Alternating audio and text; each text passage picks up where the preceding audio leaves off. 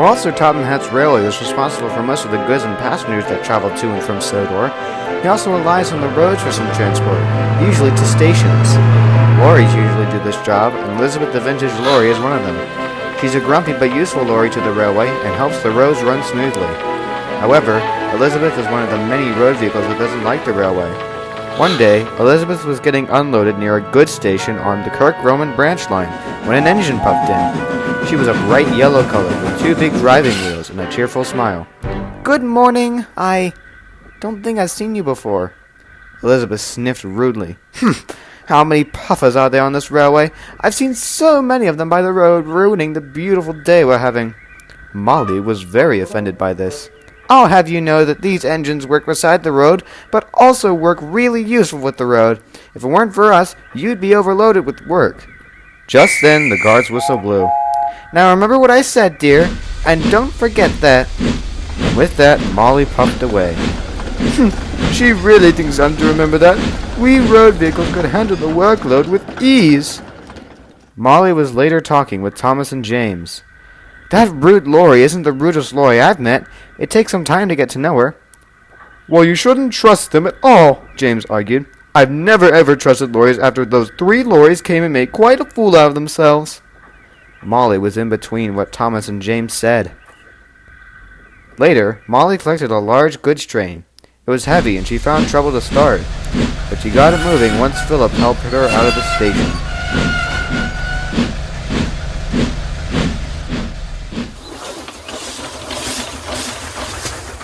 "I don't know what to do," she thought. "Maybe I should think about it later." Meanwhile, Elizabeth was coming to a crossing. As she was rolling along, her engine started to splutter. It kept spluttering, and she came to a stop, right on the crossing. "You've run out of fuel," said his driver. "I'm going to have to go to the signal box to call for help." Elizabeth waited and waited. Suddenly, she heard an engine's whistle. "Oh no!" she cried. "What should I do?" She decided that she would try to yell. Meanwhile, Molly was puffing nicely. She hadn't stopped and was just getting to the goods station when she heard shouting. Stop! "Oh no!" Molly's driver applied the brakes, but the weight of the truck forced her on. As she came closer, Molly shut her eyes, knowing that she wouldn't stop in time.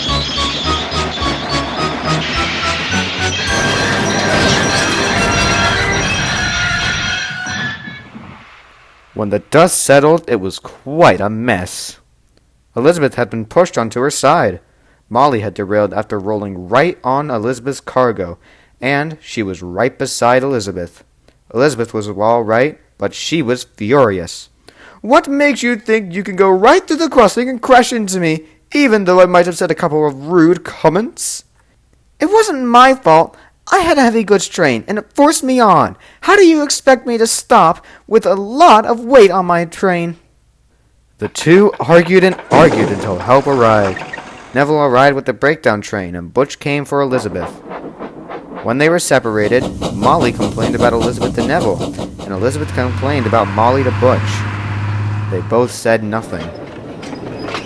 Molly was taken into the works, and workmen checked her over. As she sat thinking about Elizabeth and how much of a fool she made of herself, she realized she was maybe a bit too harsh on her. "I sound just like James," she thought. As the workmen left her for repairs in the morning, a tear came down her eye as she realized that she had made the wrong choice. And as she sat there, she thought about lots of things, but hoped that everything would be resolved when she and Elizabeth met again.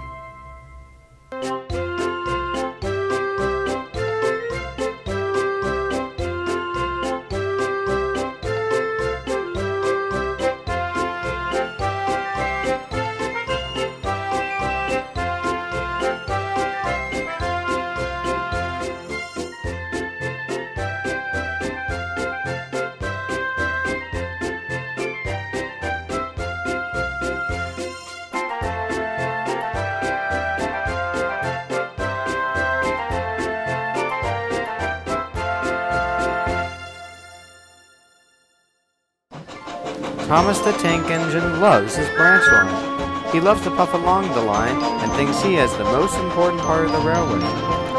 Past the top station on Thomas's line, there is a quarry. The quarry is where stone is mined. Engines like Percy and Toby will take the trucks down to the top station, where they are used for many things. The trucks at the quarry are very troublesome. They have been known for causing many accidents. They listen to anybody but do the opposite as they say, and that would become a problem. One day, Thomas was called in to take a goods train. He was annoyed because he had to miss his afternoon passenger train. "Why can't someone else do it?" complained Thomas. "Because we're entering a busy time, Thomas," said his driver. "We're going to need an extra engine sometimes, but for the time being, we'll need you to take some of the stone trains for the top station. Toby will collect it from there." Thomas was cross. He bumped the trucks hard, causing them to bump into each other. "Oh, oh, oh!" they cried. "I want no nonsense from you," Thomas said angrily. As Thomas went down the line, the trucks were well behaved. Thomas knew this wasn't normal. When he put the trucks into a siding, he backed down to Annie and Clarabelle. Then he heard a voice. "I hope that helped." Thomas looked around, the platform, the yard, but it wasn't a person or an engine. It was a truck. "What do you mean, I hope that helped?" "I told the trucks to be good for you, because I saw how annoyed you were with pulling us." Thomas was surprised, but noticed the truck's age. He was old and frail, and looked like he had been in service since Sodor started. Just then the guard's whistle blew, and he rolled away, but not before whistling to the truck. Over the next couple of afternoons, Thomas was called into the quarry to take stone trains down to the top station. The truck was one of the trucks on the train and told the trucks to behave, or else something would happen. The trucks would stop giggling and behave on the way down to the quarry. What Thomas didn't know was that the truck was putting a breach of trust on him. One day, Thomas took Annie and Clarabelle to meet the truck. "This is the truck I've been telling you about," he said. The truck was surprised to see Thomas's coaches. "Hello, nice to meet you." Annie and Clarabelle were suspicious of the truck. "Are you sure this truck is reliable, Thomas?" asked Annie. "He's just telling them to behave. Don't worry about it." But the truck had other ideas. As they were leaving the quarry, he whispered something to the trucks. As they were coming to a hilly spot, the trucks started their games. On! Faster, faster, faster!" they yelled loudly. Thomas was shocked at the sudden jump. They rattled through the countryside and raced faster and faster towards the station. But there was worse to come. There was Percy marshaling some trucks. Thomas whistled loudly. "Look out!"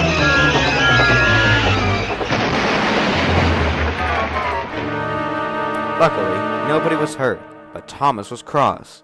"Mr. Truck, why didn't you help me?" The truck was concerned. I tried to tell the trucks, but they didn't listen, or so that is," boomed a voice. It was Sir Topham Hatt. "I have heard many tales about you from Toby, and you have been very troublesome recently. I hear that you've been putting Thomas into trust, and that you'd be playing a trick on him, and now I see that trick has been done." The truck looked at Thomas, who was looking at him at disbelief. He looked down at his buffers. "Maybe, if you are shunted away for a while, you'll know not to do these kind of things." He then walked over to Thomas. "And you, Thomas, trusting a truck. That is something I would never believe. I think that maybe more quarry work will help you with your trusting with trucks. Then you can go back to passenger work." For the next couple of weeks, Thomas worked hard all day in the quarry, shunting trucks and taking some all the way to the harbor. After a while, though, he was back in service, pulling passenger trains. What about the truck? Well, Sir Tom had decided to put him out of use. He now knows not to trick anybody into liking him, not even an engine.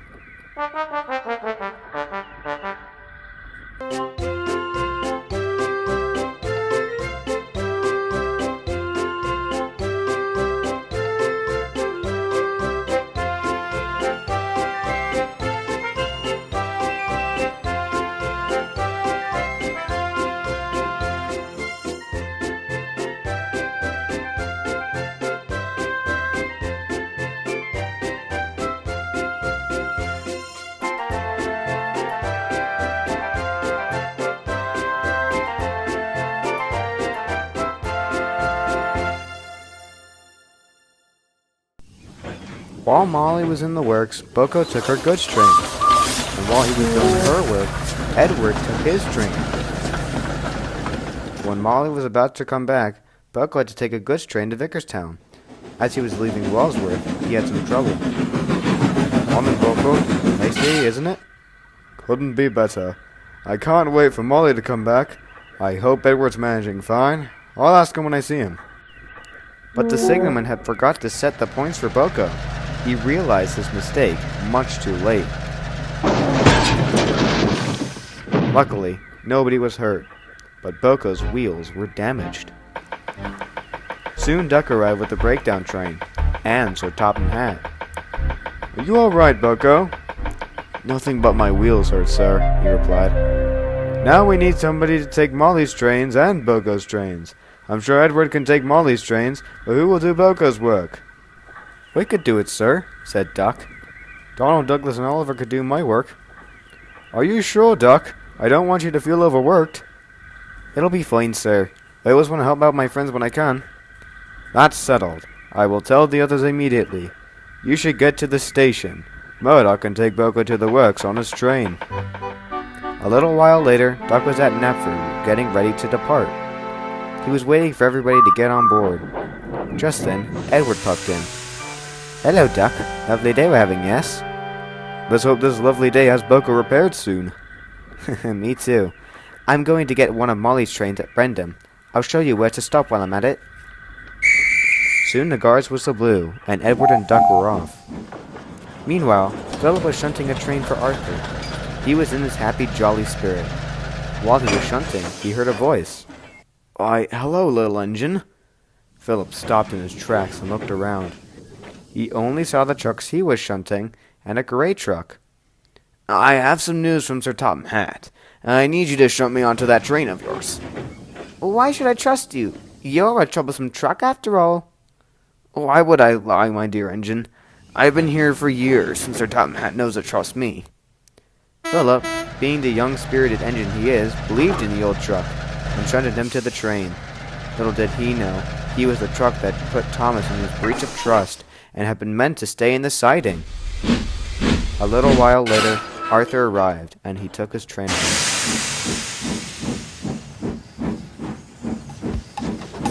Meanwhile, Edward and Duck were puffing along Edward's branch line. So how does it feel to be back on the line? Asked Edward. Feels great. I haven't seen you in a while, answered Duck. Good to hear. I know you enjoy the line. Meanwhile, Arthur was going along the main line. The trucks were behaving, all except the gray truck. He saw Wellsworth in the distance, and he had an idea. Hey, you lot, I have an idea. Let's push him right into the yards and straight into that siding. The trucks giggled.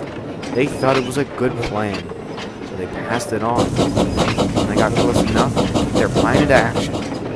Now! And the trucks pushed Arthur. Slow down, we have to go slow here, cried Arthur. On! Right up into the yard.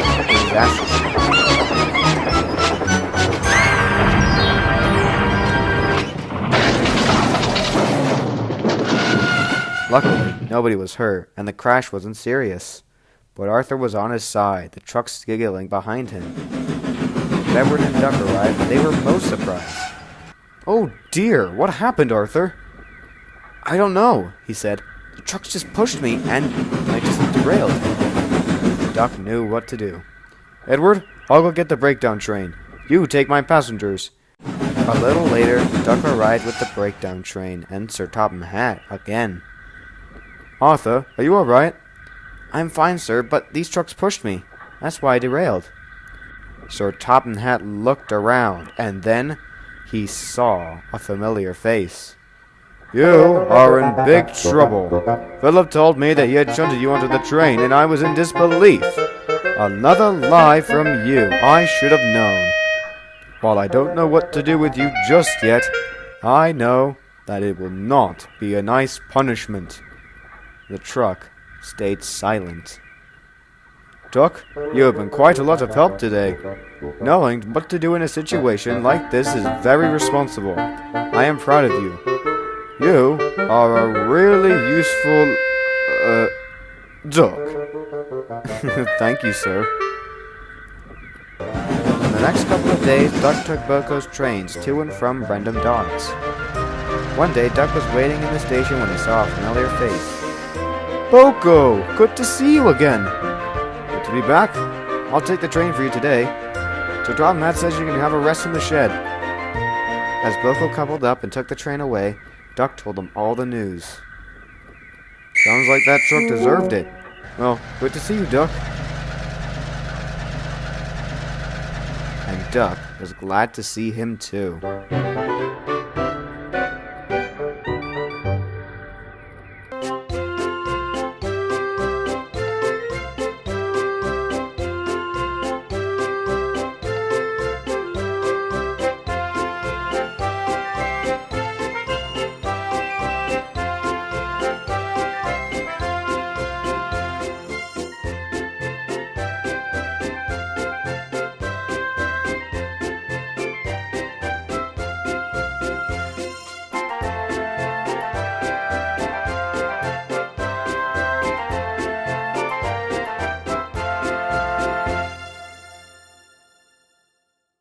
The holidays are a busy time on the island of Sodor. People are coming in and out of the railway. Parcels need to be delivered, and goods need to be delivered so that shops and businesses have enough supplies for shopping. The island was also getting ready for the big annual Christmas parade. Engines and vehicles alike were delivering party supplies and festive decorations for Knapford Station. Molly was most cheerful around this time of year. She loved taking all the different supplies everywhere and saying "Merry Christmas" to all of her friends, and people watched her go by. However, not everyone was all holly-jolly like her. Molly and Elizabeth hadn't spoken to each other since their accident a few months back, but Molly was determined that this Christmas would be a great chance to become allies again. It wouldn't be long before she saw her. One day, she was getting unloaded of some items from the shops when Elizabeth arrived, looking very grumpy indeed. "Hello again, Elizabeth." "And what do you want? Do you want to mess with me too?" "Oh, no, certainly not. I just wanted to know why you look glum." "It's those awful shoppers. They're just entitled and rude. They didn't even stop to look at the road crossing in town, I say." "Well, you don't need to be a Scrooge around it. I'm sure it's just the stress of the holiday." "Who are you calling a Scrooge? Are you just trying to tease me? You know what? I don't want to know. I'm leaving. I don't want to see you again." Molly tried to be cheerful. "Well, Merry Christmas." "Bah humbug to you!" Molly felt bad for Elizabeth, but she seemed like she wanted to be left alone. Later on, Molly chuffed sadly into Knapford with an empty goods train for the little goods station. It was the big day of the big Christmas party, and Molly still felt bad about Elizabeth. Edward couldn't help but notice. Molly," he asked, "are you okay?" "No." "Why not? You have a lot to look forward to tonight." "It's just Elizabeth. I feel bad for what happened earlier this year. I don't think she wants to talk or see me." "Don't worry, it takes time sometimes. It could be even longer and go through next year. But just know, if you do or don't become friends, you still get to know Elizabeth." "Thank you, Edward. You always had the best advice, even when I don't need it." "You know me. They say I'm wise."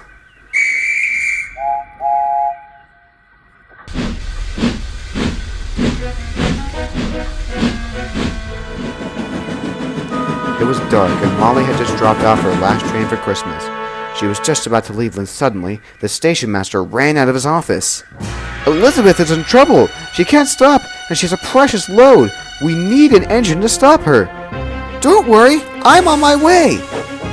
Molly sped down the track to find Elizabeth. At last, she caught up with her. "Elizabeth, are you okay?" "Oh, it's you! What does it look like? I'm not okay!" Molly looked around for a way to stop Elizabeth. Then she saw the crossing gate. "If I could get to the crossing gate and stop before Elizabeth, I could be able to have her crash into me and have her stop." So Molly drew ahead. "Whoa! What are you doing?" "The only way to stop you." Molly stopped right in the gates.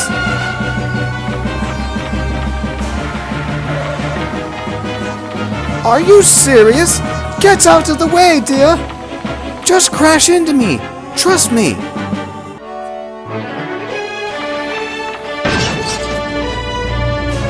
The plan had worked. "Yes! We've done it! Payback for what I did, eh?" "You're funny. thank you. Now we need to deliver the Star of Napford, but my brakes had failed. That's why I couldn't stop. Oh, that's what you're carrying. I've got a plan. Molly raced back to the goods station and grabbed the flatbed. Then she raced back and loaded Elizabeth onto the flatbed. Now let's get going. You're right, I'm freezing.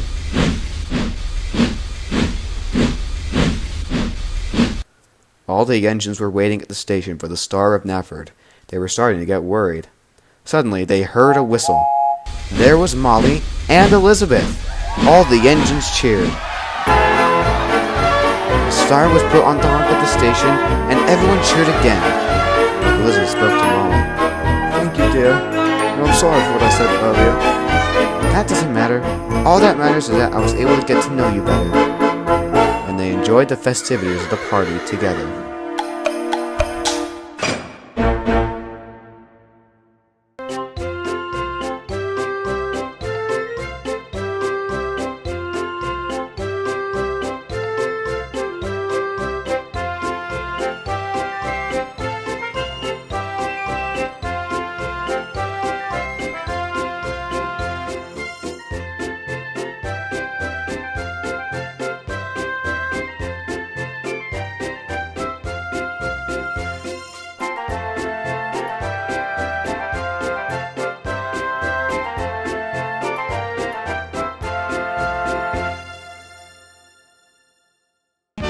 Boco is a diesel engine.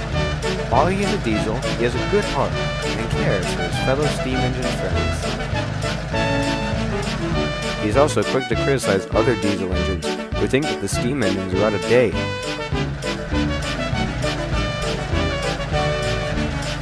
However, he does know about scrapyards and understood the engine's fear of them.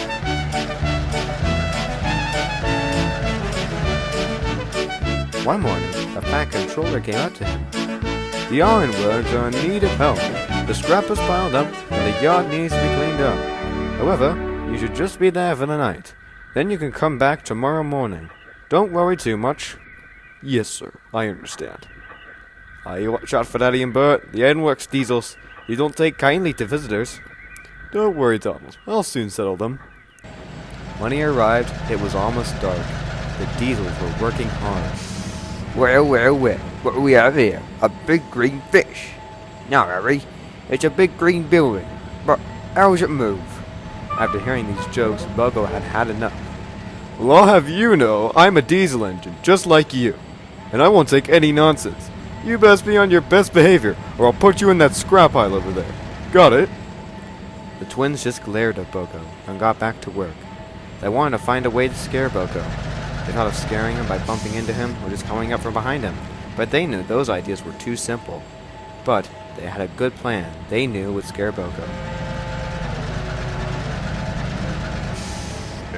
Boco, do you believe in ghosts? Boco pondered. No, not really. But there's something in the smelter's yard. Have you ever heard of the engine trying to find his lost whistle? Yes, Edward tells that story to us sometimes. Well, we saw him. He's hunting these yards. Oh? How did you see him? We saw him on the bridge, looking for his whistle. Tonight.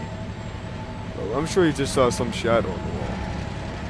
Later that night, Boco was to take a train down to the nearby shunting yards. It was too dark and late for him to go to the mainland, and the scrapyard was still in need of some help. Another engine would take it in the morning. As he was coupling to the train, he saw a line of cars beginning to move. But when he saw the end of the train, it was rolling by itself at normal speed. He looked back and didn't see Harry and Bert. He was glad when it was time to go. But when he got going, it didn't seem to worry him. He was glad to get away from Harry and Bert. Meanwhile, Bert was taking some scrap towards the smelting shed. He knew Harry's plan was to pull their trick on Boco. But when he saw Boco not looking bothered, he was furious. He was wondering now what to do with the big diesel. But as he was thinking, he didn't realize how fast he was entering the smelting shed.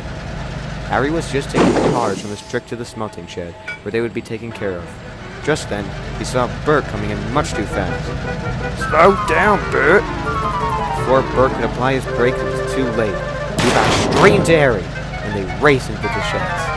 Ahead was the smelting pit. Bert knew this, but their brakes couldn't work, as the scrap was too heavy.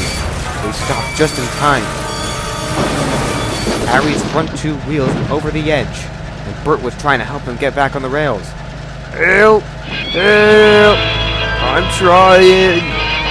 Harry was trying to pull, but the combined weight of the scrap cars were too heavy to push and pull by himself. Don't think I can do it anymore, Harry. I need to stop. Oh, please save me. Suddenly, Harry and Bert heard an engine come up and start to pull. Suddenly, for Bert, it all became easy. Soon, Harry was saved. Soon, Boco arrived, and Sir Topham Hatt was on board. I hear that you two have been causing mischief for Boco. In fact, you've been very rude to any other engine that comes to work here for the past couple of days. I think that you will need some time outside the ironworks. Maybe a bit of fresh air can change your attitude. Yes, sir. Sorry, sir. You all should be grateful for Boco saving you. I think you owe him an apology. We're sorry, Boco. We really didn't mean it. We thought a bit of fun. It's alright. And sir, I didn't rescue that. It's alright, Boco. Back to work, everybody. Wait, if you didn't rescue us, who did? That's when all three engines realized who did. And for the rest of the night, they all stayed silent.